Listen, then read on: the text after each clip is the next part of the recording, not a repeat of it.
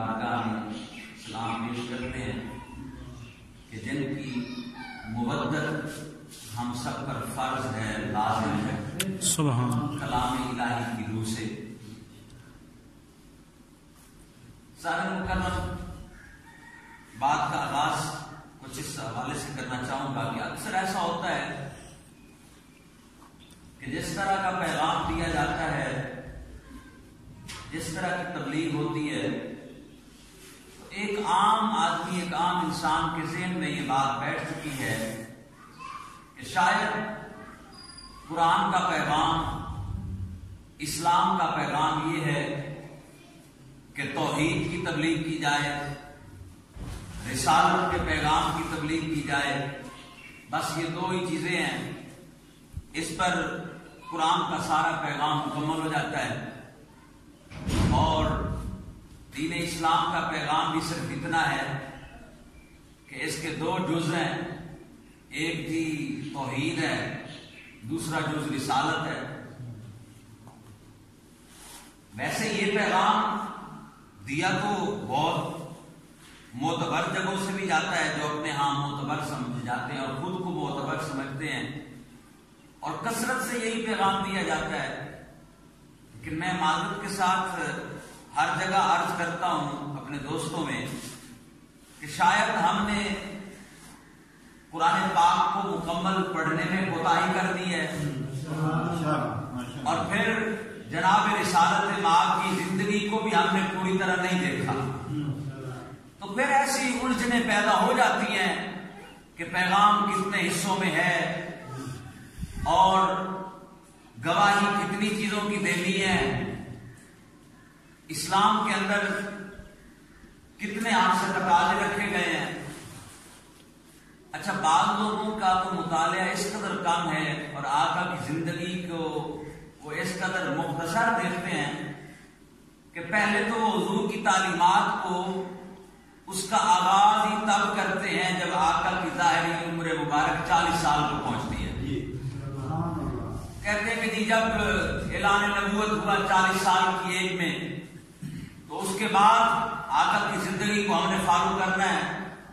حالانکہ ہم جانتے ہیں کہ اللہ نے جہاں قرآن پاک میں آقا کی پوری زندگانی کی قسم اٹھائی ہے، تو وہ 40 سال کے بعد کی قسم نہیں اٹھائی۔ آقا کے اس بچپن سے لے کر آقا کی وہ ظاہری کامل عمر مبارکہ 63 برس اللہ نے ایک ایک لمحے کی قسم اٹھائی ہے۔ محبوب آپ کے ایک ایک قول کی قسم، آپ کے ہر لمحے کی قسم، آپ کے اس کرۂ ارض پر قدم رکھنے پر ایک ایک لہجے کی مجھے قسم ہے، آپ کے ایک ایک ادا کی قسم ہے۔ تو جو اپنے دل میں عشق رکھنے والے ہیں وہ حضور کے 40 سال کی پہلے والی زندگی کو بھی قبول کرتے ہیں، بعد والی زندگی کو بھی قبول کرتے ہیں، اس سے کچھ لیا ہی نہیں ہے۔ تو چلیں اب بندہ کس کس بات کو بیان کرے اور کتنے غم سامنے لائے۔ انہوں نے پہلی 40 سالہ زندگی کو کیا دیکھنا تھا جو اعلان نبوت کی بات کی پوری 23 سالہ کو نہیں دیکھ سکے۔ اس میں مخصوص حصے کو پیغام کو دیکھتے ہیں، مخصوص پیغام کو چھوڑ دیتے ہیں۔ اب ان سے کہا جائے کہ آقا نے مکہ کے اندر جو 13 سال گزارے ہیں، تمہیں تو ان 13 سالوں کی بھی حقیقت کا پتہ نہیں ہے۔ ان سے بندہ یہ پوچھے کہ نماز کب آئی، روزے کا پیغام کب ملا ہے، یہ زکوٰۃ کا پیغام کب آیا ہے، یہ حج کی فرضیت کب سے آئی ہے۔ بھائی معراج سے پہلے جو 13 سال گزرے ہیں تب دین اسلام نہیں تھا، جب نماز کی فرضیت ہی کوئی نہیں تھی، نماز کا پیغام ہی نہیں آیا کہ نماز نام کی چیز اسلام میں فرض ہے بھی صحیح کہ نہیں، تو تب 13 سال کن پہ درود پڑھا جاتا رہا ہے۔ وہ دین نہیں ہے، وہ آقا کی محبت، وہ آقا کی آل پہ درود و سلام جو پڑھا جاتا ہے، یہ تو نماز سے بھی پہلے پڑھا جا رہا ہے، یہ تو روزے جیسی عبادت سے بھی پہلے ہے۔ خیر آگے چلیں، پھر کہتے ہیں کہ اچھا وہ مکے کے اندر زیادہ توحید کا پیغام تھا کہ لوگوں کو بت پرستی سے نکالنا تھا، بت پرستی سے نکال کے پھر ایک واحد و یکتا ذات کا پیغام دیا گیا، توحید کا پیغام۔ مکے کے اندر جتنی آیات نازل ہوئی ہیں ان تمام میسیجز کے اندر اکثریت جس پیغام کی ہے وہ پیغام توحید ہے۔ لیکن یہ بھی کوئی اپنی کامیابی میں ہی بات کرتا ہے، لیکن چلے ایک ترتیب ہے تو ایسے ہی صحیح۔ پھر آقا ہجرت کے بعد مدینہ طیبہ تشریف لے گئے تو کہتے ہیں وہاں حضور نے جہاں ایک اسلامی فلاحی ریاست کے اصول دیے، رسالت کا پورا پیغام دیا، تمام معاملات، اصول، ضوابط، قانون، کلیہ، قاعدہ یہ مدینہ کے اندر حضور نے عطا فرمائے، تو اس میں رسالت کے پیغام کا غلبہ تھا۔ چلے اسی ترتیب پہ چلتے رہے تو پھر آپ 13 سال مکے والے بھی یاد رکھتے ہیں، 9 سال اور 6 ماہ آپ مدینے کے یاد رکھتے ہیں۔ حالانکہ مدینہ میں حضور نے 9 سال 6 ماہ تو نہیں گزارے، مدینہ طیبہ میں حضور نے ظاہری طور پر 9 سال 9 مہینے اور 9 دن گزارے ہیں۔ بھئی آپ کو حضور کی زندگانی کے اگر مکہ میں 13 سال یاد ہے صرف، مدینے میں 9 سال 6 ماہ یاد ہے، تو بھئی آخری 3 مہینوں کے پیغام سے آپ کو الرجی کیا ہے، اس سے الجھنی کیا ہے؟ کبھی ممبر سے وہ پیغام بھی سر عام دو نا۔ اگر دین کے 2 حصے بناتے ہو کہ ایک توحید کی بات ہوئی ہے پھر رسالت کی بات ہوئی ہے، ولایت کی تو حضور نے بات ہی نہیں کی، اس کا مطلب ہے آپ نے حضور کی پوری زندگی کو دیکھا نہیں ہے۔ مقام آیا ہے وہ آقا نے اپنی زندگی میں وہ بھی تو کوئی عمل کیا ہے نا۔ جب قرآن فرما رہا ہے کہ میرے محبوب کا ہر قول وحی الہی ہے، میرے محبوب کا ہر عمل دین ہے، اور میرا محبوب ما آتاکم الرسول، میرا رسول تمہیں جو کچھ عطا کرے وہ لے لو، میرا محبوب تمہیں جس چیز سے منع کر دے اس سے رک جاؤ۔ تو بھائی یہ قرآن کا حصہ ہی تھا، وہ وحی الہی تو تھی۔ جب خطبہ حج کے بعد مقام خم غدیر پر آقا نے جو ممبر لگوایا ہے وہاں پر جو کچھ حضور نے ارشاد فرمایا وہ وحی خدا ہے، اور وہاں پر آقا نے جو کچھ امت کو دیا ہے، جو امت کو عطا کیا ہے، جو خلق خدا کو آقا نے عطا کیا ہے، تو بھائی وہ قرآن کے حکم کے مطابق وہ بھی تو ما آتاکم الرسول کا حصہ ہے۔ رسول تمہیں نماز کی فرضیت ہے، یہ ما آتاکم الرسول ہے۔ حضور تمہیں روزوں کی فرضیت ہے، حج کی فرضیت ہے، تجارت کے جتنے اصول ہیں، نکاح، حلال و حرام، یہ تمام معاملات یہ اگر رسول دے رہے ہیں تو پھر مولائے کائنات کا ہاتھ بلند کر کے رسول نے جو کچھ عطا کیا ہے وہ بھی حکم قرآنی سے دیا ہے۔ لیکن پتہ نہیں ہم امت کو بحیثیت قوم ہمیں ہو کیا گیا ہے کہ آقا کی زندگانی کے پہلے تو کئی حصے ہم نے کر لیے ہیں، پھر پہلے 40 سال چھوڑ رہے ہیں، آخری 23 سالوں کو پکڑنا ہے۔ اگر آخری 23 سال پکڑے ہیں اس میں سے کون سے مہینوں کا پیغام چھوڑ دینا ہے، کون سی بات کو ہم نے بھلا دینا ہے، کون سے مقام پر۔ حالانکہ یہ میں اپنی ترتیب سے نہیں چل رہا، یہ اپنی ترتیب سے نہیں چلا کہ بھئی یہ پیغام ولایت میں آخری 3 مہینوں میں ملا ہے، نہیں، میں یہ کب کہہ رہا ہوں کہ ولایت کا پیغام 3 مہینوں میں ملا، لیکن جو اپنی کتابوں میں ہم ترتیب باندھ لیتے ہیں کہ یہ واقعہ تب ہوا تھا، یہ زندگی کے اس حصے میں ہوا تھا، نہیں بھائی، یہ پیغام حضور نے صرف خم غدیر پہ نہیں دیا، حضور نے یہ پیغام مسجد نبوی میں دیا ہے، حضور نے یہ پیغام مقام حرم میں دیا ہے، حضور نے یہی پیغام مسجد اقصی میں دیا ہے، اور یہی پیغام شب معراج، یہ توحید و رسالت کے درمیان بھی یہی ڈسکس ہوتا رہا ہے۔ ماشاءاللہ آقا نے تو ایک ایک مقام پہ مقام ولایت سمجھائی ہے۔ یہ 2-3 دن پہلے کی بات ہے جب مسجد ابو تراب کے اندر بے شک آپ موجود تھے، مسجد ابو تراب میں 13 رجب کو جشن آمد مولائے کائنات منایا گیا، تو وہاں پر میں نے ایک روایت پیش کی تو بہت سارے دوستوں نے فون کال کی کہ جناب آپ نے وہ روایت پڑھی تھی اس کا ایک بک سے حوالہ ہی کم از کم دے دیں، اور ہو بھی اہل سنت کی کتاب سے، میں نے کہا ایک کا حوالہ کیوں لیتا ہے، کتنی کتابوں کے نام لکھنے کا حوالہ دیتا ہوں۔ تو وہ دوست نے کہا کہ یار ساتھ لگے آپ کو میری رہنمائی یہ بھی کر دینا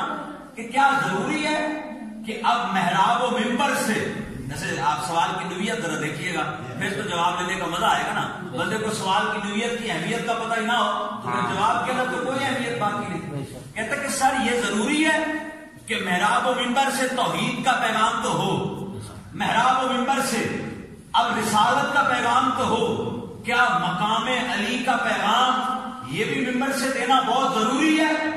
یہ مقام علی سمجھانا، یہ تبلیغ کرنا، قوم کو اس بارے میں آگاہی دینا، یہ اللہ کا پیغام ہے، یہ قرآن کا پیغام ہے، کیا یہ اسلام کا پیغام ہے؟ جہاں اللہ کے ایک ہونے کا پیغام دینا ہے، رسالت ختم نبوت کا پیغام دینا ہے، وہاں ولایت علی کی تبلیغ کرنا بھی قرآن سے ضروری ہے، اسلام کے اندر ضروری ہے. بڑا پیارا سوال ہے. بالکل بھائی، ہماری محراب و منبر سے وہی بات ہو جس کی قرآن اجازت دیتا ہے. جس کی قرآن اجازت ہی نہ دے ہم منبر پہ وہ بات کریں ہی کیوں؟ جس کا اللہ حکم ہی نہ دے ہم قوم کو وہ بتلائیں ہی کیوں؟ سوال اتنا خوبصورت ہے تو جواب بھی بالکل بڑا مضبوط ہونا چاہیے اور اللہ اور اس کے رسول کی جانب سے ہونا چاہیے. تو لیجیے جناب، میں نے جو وہاں اس دوست کو عرض کی، دل کیا یہاں بھی یہ پیغام ہو جانا چاہیے.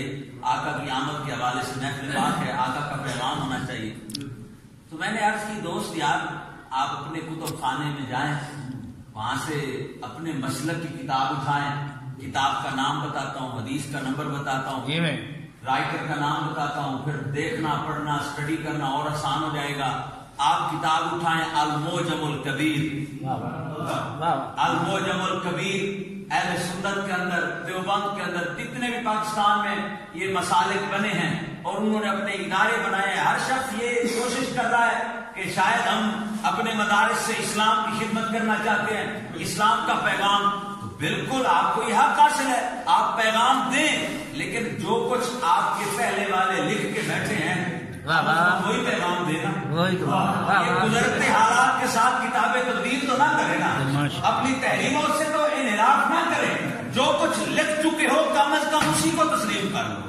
تو الموجم الکبیر کے اندر امام طبرانی نے حدیث پاک لائے ہیں، روایت لائے ہیں، روایت کو درج کرتے ہوئے جو نمبرنگ دی ہے، میں نے کہا اس کا نمبر پڑھنا 941 1941 حدیث کا نمبر ہوگا. آپ پڑھ لینا کہ یہ آج ہم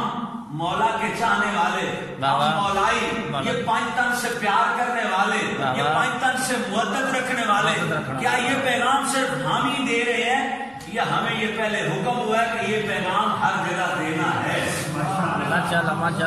موجم الکبیر کے اندر آقا کی روایت، آقا کا قول، آقا کا فرمان لایا گیا. حضرت ابو رافع اس کے راوی ہیں. حضرت ابو رافع فرماتے ہیں کہ ایک دن ایسا منظر ہوا، آقا مسجد نبی میں تشریف فرما ہے، ایک شخص حاضر ہوتا ہے اور آپ کے عرض کرتا ہے آقا میں آپ کے حکم کے مطابق میں ذکر الہی بھی کرتا ہوں، نماز بھی پڑھتا ہوں، رمضان شریف آ جائے میں روزے بھی رکھتا ہوں، میں تسبیحات بھی کرتا ہوں، اور ظاہر ہے قرآن میں یہ وعدہ ہے کہ اگر تم اللہ کا ذکر کرو گے، بلکہ وعدہ نہیں خبردار کر کے کہا ہے کہ اس کے سوا آپشن بھی نہیں ہے. اگر دل کا سکون لینا ہے تو اللہ کا ذکر کرنا پڑے گا. الا بذکر اللہ تطمئن القلوب. آقا میں بھی تو ذکر کرتا ہوں، میں نماز پڑھتا ہوں وہ اللہ کا ذکر ہے، میں تسبیح کرتا ہوں وہ اللہ کا ذکر ہے، میں حمد پڑھتا ہوں اس میں یا رحمان ہو یا رحیم ہو، جو تسبیح مجھ سے ہو سکتی ہے میں وہ تسبیحات کرتا ہوں. لیکن حضور میں پریشان رہتا ہوں، میرے دل کو سکون نہیں ہے، میرے گھر میں سکون نہیں ہے، میرے دل و دماغ میں ہمیشہ پریشانی رہتی ہے. تو آقا میری رہنمائی کریں، آخر مجھ سے کیا کمی رہ جاتی ہے؟ مجھے سکون میسر نہیں ہے، میں الجھا ہوا ہوں، مجھے ایسے لگتا ہے مجھے دین سمجھ میں نہیں آیا. میں آپ کے پیغام پہ عمل تو کر رہا ہوں لیکن آپ کا پیغام میرے دل میں راسخ نہیں ہوا، یہ میری کوتاہی ہے. آقا مجھے کامل ہدایت عطا فرمائیں، مجھے صحیح روشنی عطا فرمائیں. ابو رافع حضور فرماتے ہیں کہ اس ہستی نے جب یہ کہا نا کہ مجھے صراط مستقیم دکھائیں، اچھا کمال ہو گئی. نماز پڑھتا تھا کہتا ہے صراط مستقیم کوئی نہیں میرے پاس، قرآن کی تلاوت کرتا ہے صراط مستقیم میرے پاس کوئی نہیں، تسبیح وظیفے کرتا ہے میرے پاس صراط مستقیم کوئی نہیں. آقا اس کی مرض جان گئے. اللہ نے یہ طاقت عطا کی، اللہ نے یہ قوت عطا کی. وہ ذات جو خود علیم بذات الصدور ہے، جو علم رکھتا ہے دل کی گہرائیوں کا، اس نے اپنے پاک کو بھی یہ علم عطا کیا، اس نے اپنے پاکوں کو یہ پاکیزہ علم دے دیا۔ علم ایک نور ہے، تو نور والوں کے پاس یہ نور ہوگا نا، تو انہیں یہ روشنی، یہ نور کا تقسیم کرنے والا بنا دیا، علم بانٹنے والا بنایا ہے۔ تو پھر اللہ نے اپنے محبوب کو بھی وہ روشنی عطا کی، وہ نور کا مرکز و منبع اور محور بنا کے بھیجا تھا۔ تو آقا نے اس کی مرض کو پہچانا کہ اگر یہ نماز بھی پڑھتا ہے پھر بھی پرسکون نہیں ہے، روزے بھی رکھتا ہے پھر بھی پرسکون نہیں ہے، تسبیحات بھی کرتا ہے یہ پرسکون نہیں ہے، آقا جان گئے اس میں جو کمی ہے نا اسی کو پورا کرنا چاہیے۔ آقا نے پیار سے پاس بچھایا، اور یہ طریقہ بالکل زبردست ہے۔ میں سمجھتا ہوں نیشنل سطح پہ چل پڑا ہے کہ ہمارے علماء یہی طریقہ اپنا رہے ہیں کہ فرماتے ہیں کسی کے سوال کرنے پر یا کسی کے اعتراض کرنے پر اس سے الجھونا، اسے پیار سے اپنے پاس بچھاؤ، اسے اپنے پاس بچھاؤ اور حق والوں کا حق پیغام اس تک پہنچاؤ۔ ہو سکتا ہے اس کے دل کی کھڑکیاں کھل جائیں اور اسے بھی صراط پہ مستقیم نظر آ رہا ہے۔ آقا نے پاس بچھایا، آقا نے فرمایا پھر سن، تمہیں ایک ایسا عمل نہ بتا دوں جو نماز پہ بھی بھاری ہے، نماز پہ بھاری ہے، روزے پہ بھاری ہے، تمام ارکان اسلام پہ وہ عمل بھاری ہے، تمہیں اس راہ کی طرف نہ چلا دوں، اور وہ ایسا عظیم عمل ہے، ایسا بڑا عمل ہے جو تمہیں دنیا میں بھی کافی ہے، تمہیں آخرت میں بھی کافی ہے۔ ابھی آقا نے یہ وظیفہ صرف اس بندے کو تو نہیں دیا تھا، صرف اس انسان کی تو مشکل آقا نے حل نہیں کی، آقا تو اس مشکل کشا کی طرف رہنمائی کر رہے تھے جو صرف ایک ہی نہیں پوری کائنات کی مشکل کشائی کے لیے کافی ہے۔ آقا نے فرمایا اگر بے سکون ہے تو ایک وظیفہ کر، اگر اتنے عمل کر کے بھی تمہیں صراط مستقیم نہیں مل رہی تو ایک عمل کر لینا، اور وہ عمل اتنا بھاری ہے، دنیا کی ساری نعمتیں چاہتا ہے تو اسی عمل میں ہیں، آخرت کی کامیابی چاہتا ہے تو اسی عمل میں ہے۔ آقا نے فرمایا اپنے دل میں پہلے اس ہستی کی محبت رکھ، پھر اس ہستی کا ذکر کیا کر جس کو علی کہتے ہیں۔ ہم صدقے نہ جائیں اپنے آقا کی ذات پر، ان کے نام پہ قربان جائیں کہ آقا ایسے بے سکون شخص کی مرض کو پہلے تشخیص کرتے ہیں، پھر اس کی دوا عطا کرتے ہیں، تب قیامت تک کے حضور کی امت کو پتہ چل جائے اگر بے سکون ہو اتنی کتابیں پڑھ کے بھی، اگر بے سکون ہو اتنے عمل کر کے بھی، تو پھر آؤ تمہارے سکون کا راز ذکر علی ہے۔ تمہارے دل کی الجھن، تمہارے ذہنوں کی الجھن، یہ دل کی کجی، یہ دل کے بند دروازے کھلوانے ہیں، تو پھر اپنے دلوں میں طلب پیدا کرو ذات حق کی بارگاہ میں کہ رب شرح لی صدری، اے میرے رب ہمارے سینے کو کھول کہ ہمارے سینوں میں وہ حق داخل ہو جائے،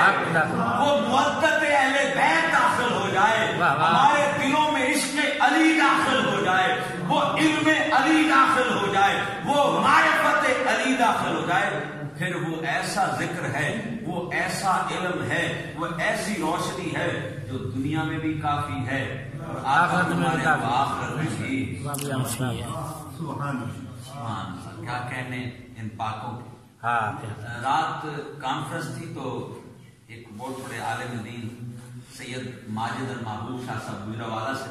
تشریف لائے، بڑی پیاری بات کر رہے تھے، بڑا ذوق ملا، میں نے چاہا کہ میں انہی کے نام سے یہ پیغام دوں گا، اپنا بنا کے پیش نہیں کروں۔ بڑی پیاری بات انہوں نے کی،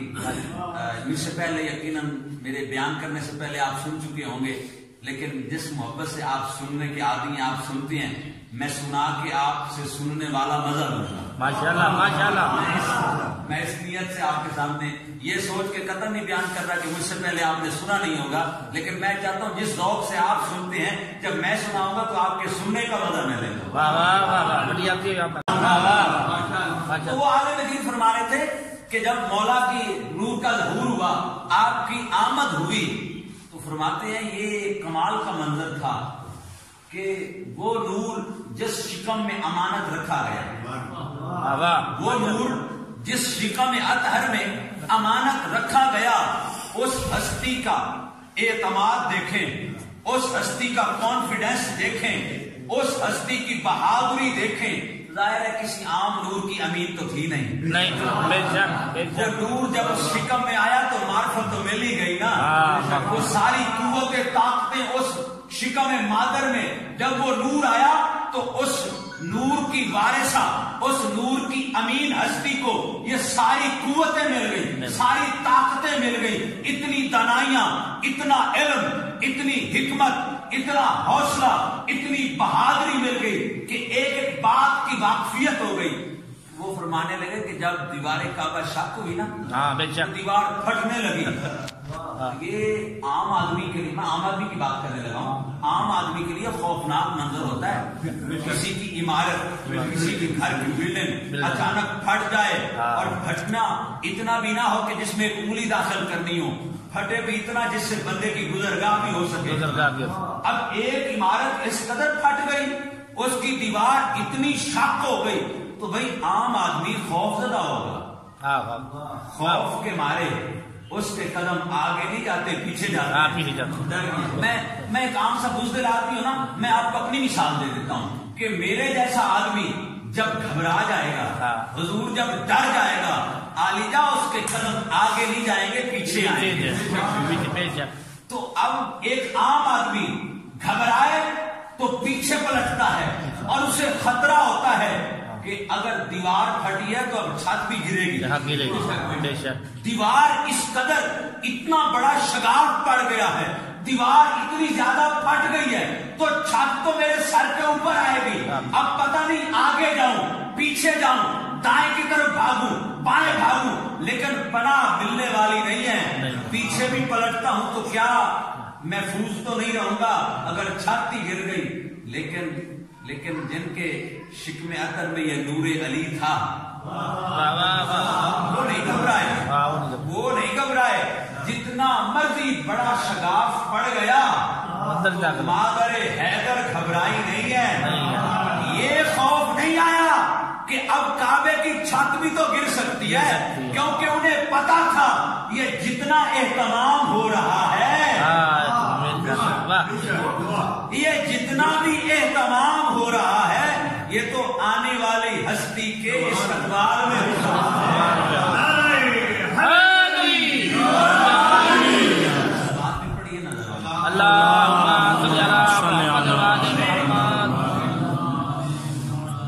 کیونکہ یہ روشنی انہیں عطا ہو جاتی ہے۔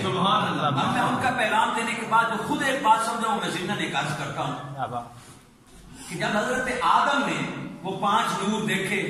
عرش الہی پر، میں نے 2 روایتیں پڑھی ہیں، اگر تفسیر روح المعانی پہ اعتبار کرتا ہوں اس کی روایت کا، تو وہ کہتے ہیں کہ حضرت آدم نے ان 5 نوروں کو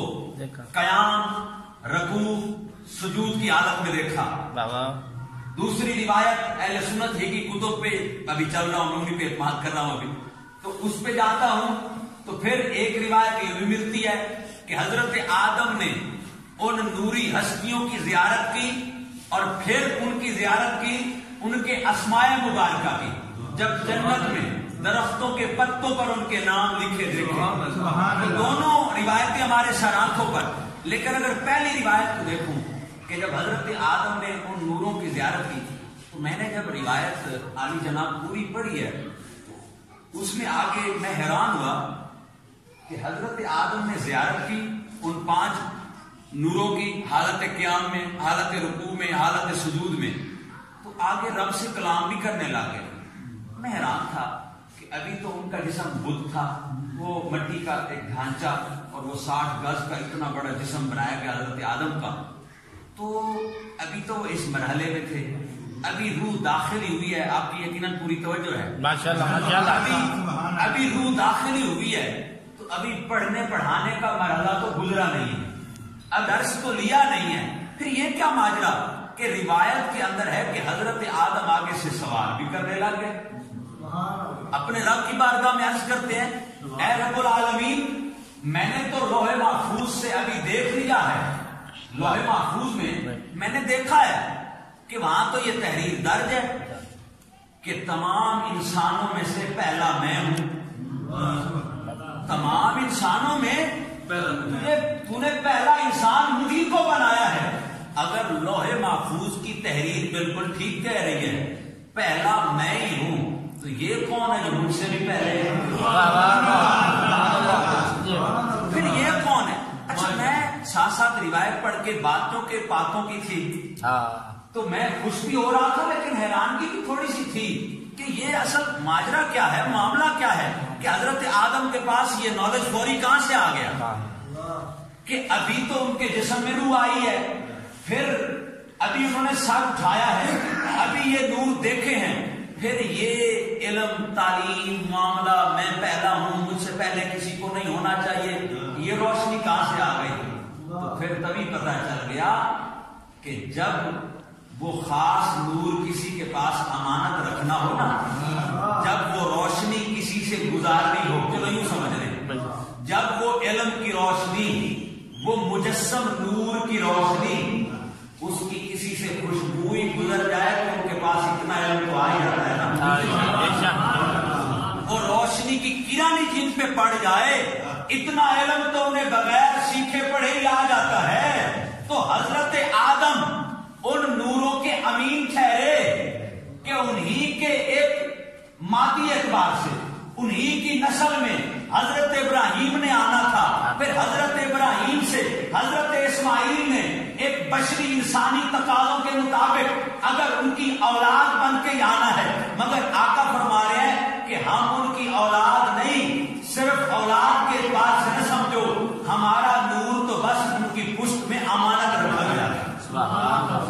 اس کا مطلب ہے کہ ان پاکوں کے نور کا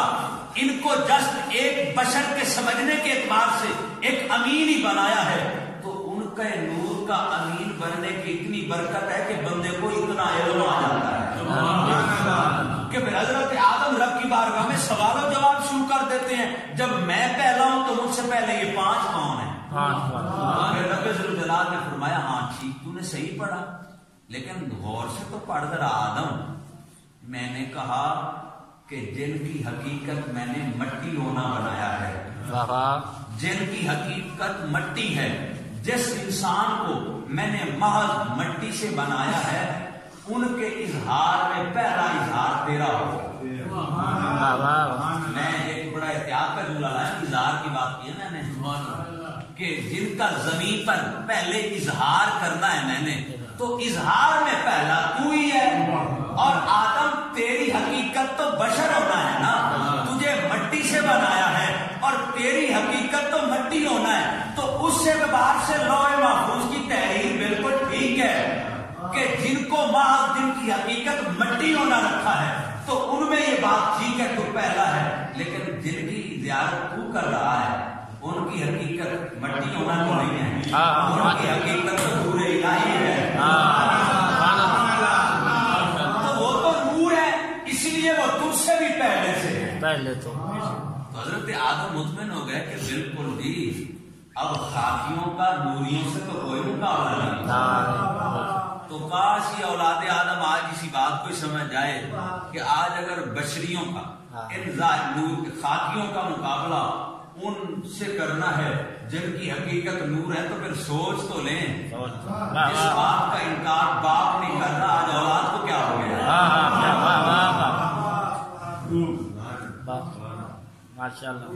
علی جناب مولا کا نور اللہ کے گھر میں بیت اللہ میں ہو سکتا ہے میری معرفت کام ہو, ایک محدود ہو,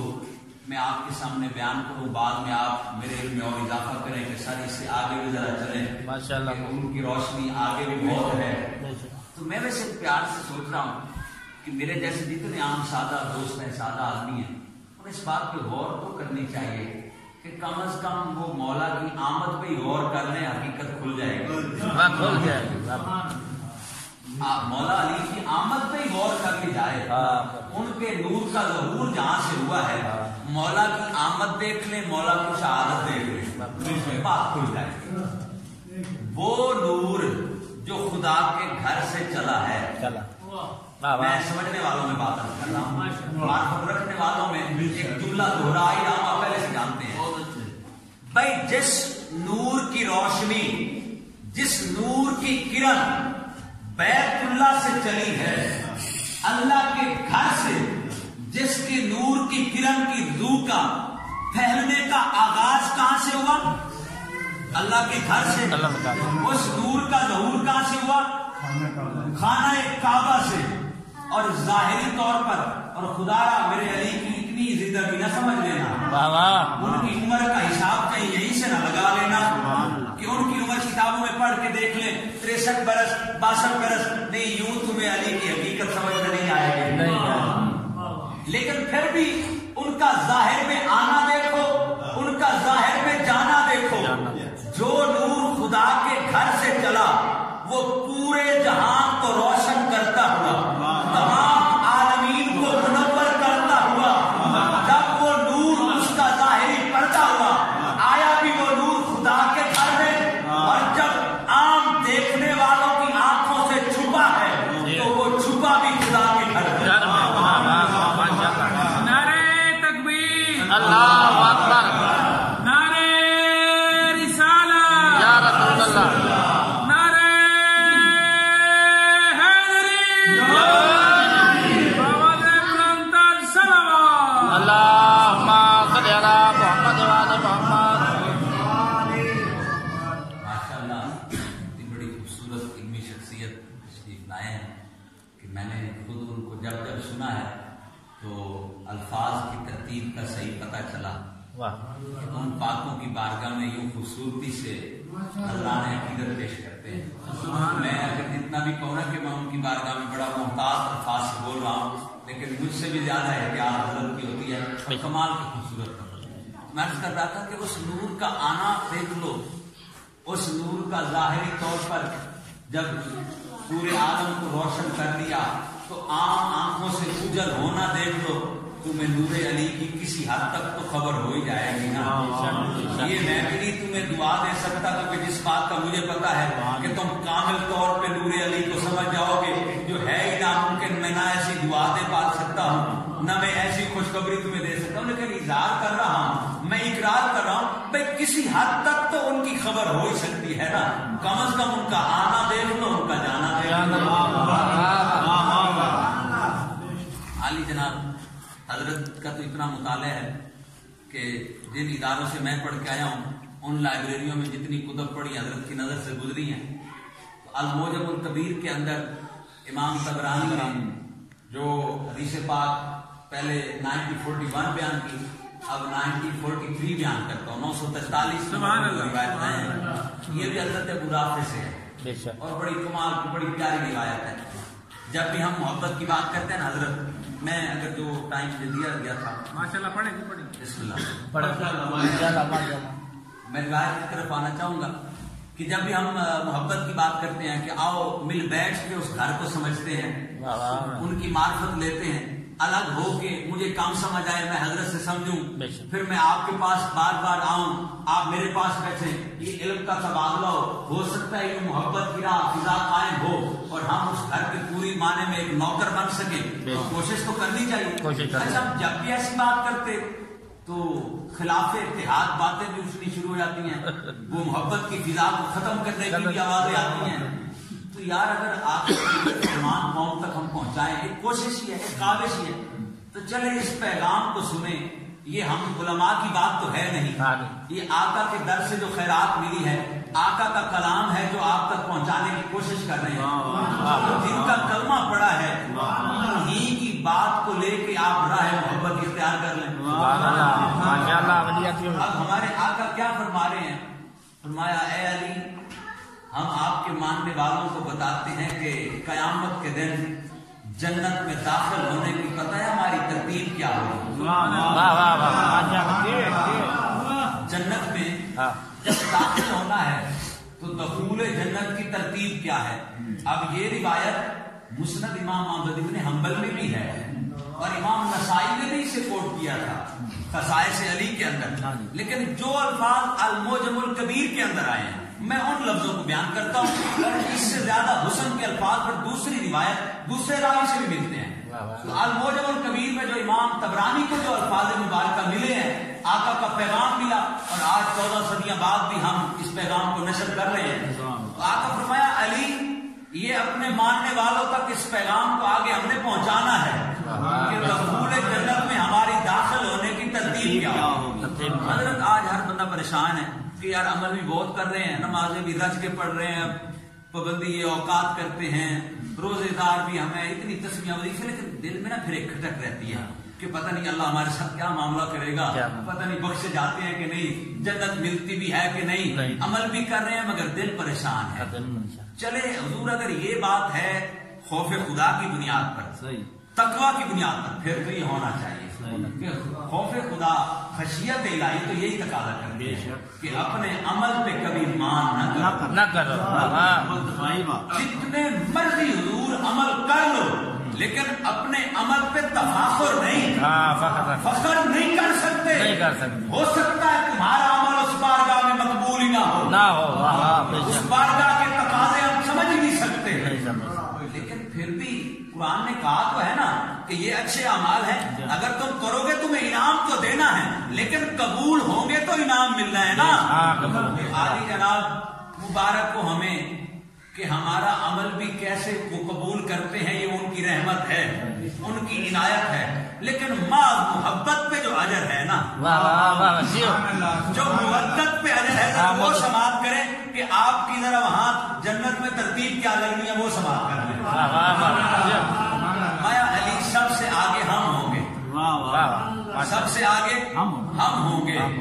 پھر دائیں بائیں حسن و حسین نے ہماری انگلی کو تھام رکھا ہوگا, پھر اس کے پیچھے آپ علی آپ ہوں گے, پھر اس کے پیچھے ہماری اولاد ہوگی, پھر ہماری ازواج ہوگی, اور میں بھی اور آپ بھی.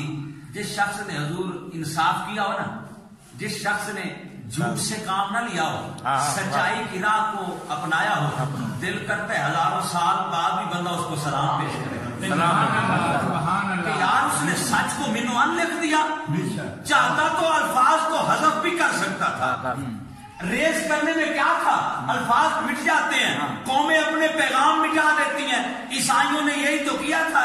انجیل کے ساتھ, یہود نے بھی یہی تو کیا تھا کلام الہی کے ساتھ کہ مٹا دو, الفاظ تحریف کر دو. لیکن ان علماء کو بھی سلام پیش کرنے کا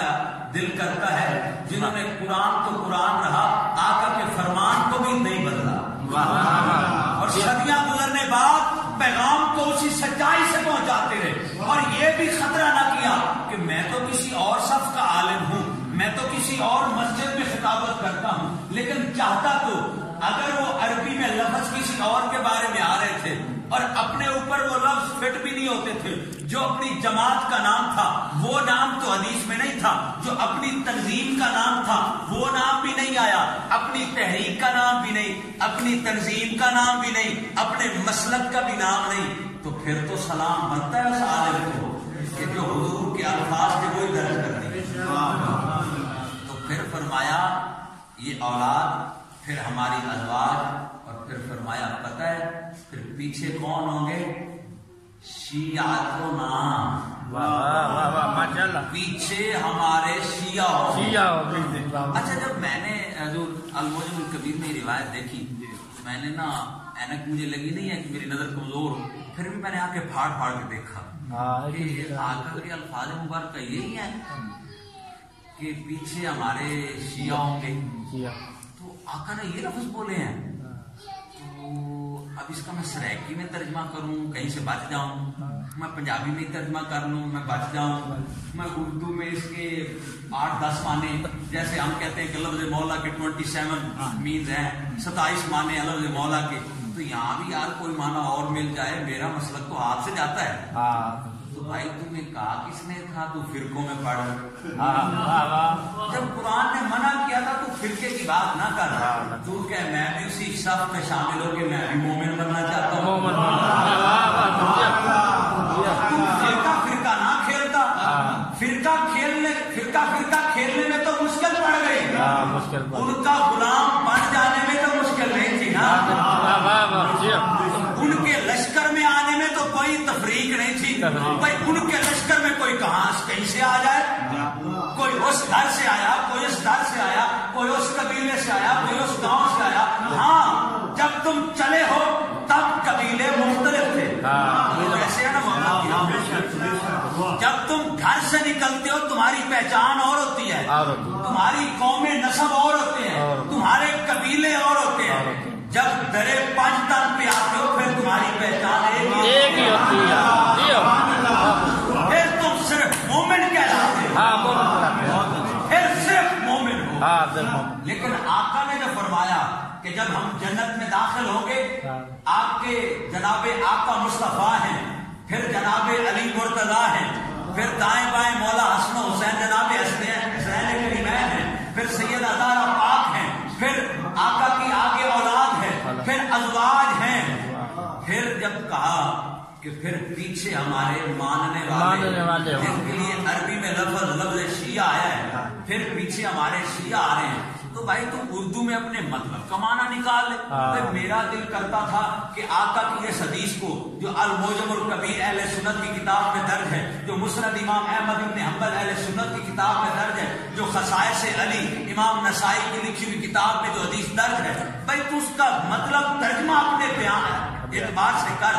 لیکن حدیث سے تو منہ نہ پھیرنا, کم از کم اپنی بگڑی تو بنانا. آقا کے فرمان کو منوان تسلیم کر, پھر تیری عبادت بھی ضائع نہیں ہوگی. پتا چلے گا نماز پڑھنے کے بعد, روزہ رکھنے کے بعد, تسبیح کرنے کے بعد, یہ سارے عمل کرنے کے بعد جنت میں جب جاؤں گا تبھی جاؤں گا جب کم از کم شیعہ کا معنی کروں ان کا لشکر, شیعہ کا معنی کر دوں ان کا گروہ, شیعہ کا معنی کر دوں ان کی جماعت. بھائی ان کی جماعت میں داخل ہوں گا, علی کی جماعت میں, علی کے لشکر میں, مولا کے گروہ میں, مولا کی صف میں آؤں گا, تبھی تو پیچھے پیچھے چلتا جنت میں جاؤں گا. بھائی تو وہ صف میں آ سکتا ہے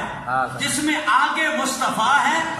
پھر پوری انسانیت کی نگرانی کرتے پیچھے مرتضیٰ ہے. بھائی تو بھی اس صف میں آ سکتا ہے, پابندی نہیں ہے, لیکن کم از کم اس گروہ میں شامل تو ہونا, اس تنظیم میں شامل تو ہونا, اس جماعت میں شامل تو ہونا. چل دنیا کا سب سے آسان ترجمہ کروں لفظ شیعہ کا, دنیا میں سب سے آسان ترجمہ سریکی تھی وہ بولے میں نے پنجابی تھی اردو چو, بھائی انہوں نے مانی, شیعہ کا معنی کیا ہے؟ مانی. بھائی آقا نے کہا کہ آگے ہم پنجے تن ہوں گے, 12 امام ہماری اولاد تیری نسل پاک میں ہے, بچہ بچہ نور کا. آقا آپ ہیں اے نور, آپ کا سارا گھرانہ نور کا. آگے ہم طیب و طاہر ہوں گے اور پیچھے ہم سب کے ماننے والے ہوں گے. تو بھائی اتنی بات تو آخری جملے گفتگو کے, اتنی بات تو آقا نے طے کر دی کہ جنت میں تب جاؤ گے جتنے مرضی عمل ہوں, نہیں جا سکتے تم جنت میں, تب جاؤ گے. وہ پہلے 5 تن کے مانی تو بنو نا, 5 تن کے مانی بن جاؤ. جس مرضی قبیلے کے ساتھ تمہارا تعلق ہے, جس مرضی لشکر میں رہتے ہو, ہاں جہاں کھڑے ہو 5 تن کے مانی ہو نا, 5 تن کو ہی سب سے افضل ماننے والے ہو نا, 5 تن کو ہی پوری کائنات کا سردار ماننے والے ہو, 5 تن کو ہی جنت کا مالک مانتے ہو. جب انہیں مالک مانتے ہو پھر ٹھیک ہے, تم بھی یہ سب میں آ سکتے ہو. آؤ پھر وہ مالک تمہیں بھی اپنے ساتھ جنت میں لے جائیں گے. یہاں اگر آپ اجازت ہے تو اپنے مرشد کی بات کروں. میرے مرشد حضور سے یہ سجاد سید کاظمی ملتان سے, آپ سے پوچھا گیا حضور کوئی سمجھ نہیں آ رہی, قرآن پڑھتے ہیں تو وہاں امت مصطفیٰ کے صرف 2 گروہ ہیں, 2 گروہ, مومن منافق. قرآن کی صورتیں نازل ہیں, سورہ مومنون بھی ہے, سورہ منافقون بھی ہے. تو قرآن میں تو کلمہ پڑھنے والوں کے صرف 2 گروہ ہیں. کلمہ پڑھے گا اندر بھی اتر گیا تو مومن, کلمہ پڑھے نیچے نہیں اترا باہر زبان تک رہا, نفاق اندر سے ختم نہ ہوگا تو پھر کلمہ پڑھ کے بھی منافق ہی ہے. تو قرآن کہتا ہے 2 ہیں. آپ ایک روایت لیے پھرتے ہو مسلک والے کہ بھائی 73 ہوں گے, ایک ہی جنتی باقی 72 سارے دوزخی. اب قرآن کی بات سن لیں یا آپ جو روایت میں ہے اس کی بات سن لیں. ماشاءاللہ. فرمایا یار روایت کی سند مل جائے نا تو آؤ، یہ پریشانی کی کیا بات ہے. میں قرآن جو کہ کلام الہی ہے اور آقا کا فرمان وہ بھی وہی الہی ہے، ان دونوں میں تطبیق کر دوں تاکہ کوئی تفاوت نہ رہے. فرمایا بالکل ٹھیک ہے. گروہ تو صرف 2 ہی ہیں، یا تو بندہ کھول کے سامنے آ جائے اور مومن ہو، یا پھر چھپ کے رہے، ادھر بھی منہ مارے ادھر بھی جائے. ادھر یہودیوں کے ساتھ بھی کھڑا ہے، کچھ لوگوں کے ساتھ بھی کھڑا ہے، آقا کے پیچھے آ کے نماز بھی پڑھ لیتا ہے، آقا ہی کی باتیں جا کے مشرکوں کو بتا دیتا ہے، جنگ کے سارے راز جا کے مشرکوں کو بتا دیتا ہے، پھر آقا کے پیچھے آ کے مسجد نبی میں نماز بھی پڑھ لیتا ہے. تو بھائی پھر وہ تو منافق ہے. اب 2 ہی گروہ ہیں. تو فرمایا تو آقا نے اتنی بات کی نا کہ ایک ہی جنت میں جائے گا، باقی 72 ہیں. اور عربی میں لفظ 70 سے اوپر ان گنت کے لیے آتا ہے. پتہ نہیں 72 بننے ہیں یا 72,000 بننے ہیں، بننے دو، کیا ٹینشن ہے. جنتی ایک ہی کو کہا ہے. وہی ایک ہی جنتی ہے جسے قرآن مومن کہتا ہے. جنتی تو وہی ایک ہی ہے کہ جو مومن ہے. وہ باقی جتنے اس در سے پھر گئے ہیں، جو 5 تن کے در کو چھوڑ گئے ہیں، جس گھر میں قرآن ہے، جس گھر میں اسلام ہے، جس گھر میں کلمہ ہے، جس گھر میں نور توحید ہے، جس گھر میں نور رسالت ہے، جس گھر میں نور ولایت ہے، جس گھر میں نور امامت ہے، جو اس گھر کو چھوڑ گئے ہیں. تو یار ان منافقوں کی 70 قسمیں ہو، 71 ہو، 72 ہو، آپ کو کیا ٹینشن ہے. اور قرآن نے پہلے ہی کہا تھا اے محبوب جو آگ کا در چھوڑ دیتے ہیں پھر وہ متحد نہیں رہتے. آگ کا در چھوڑ کے یہ بھی منتشر ہیں، یہ آپس میں بھی ایک نہیں ہے. یہ جو کفر ہے یہ آپس میں بڑا مختلف ہے، ان کی آپس میں نہیں بنتی. تو پھر ماجد جعفری صاحب ان کی 50 قسمیں بن جائیں، ان کی 60 بن جائیں، ان کی 70 بن جائیں، ان کی 72 بن جائیں. آقا نے فرمایا 72 ہوں 70 ہوں جتنے بھی ہیں تو منافق سارے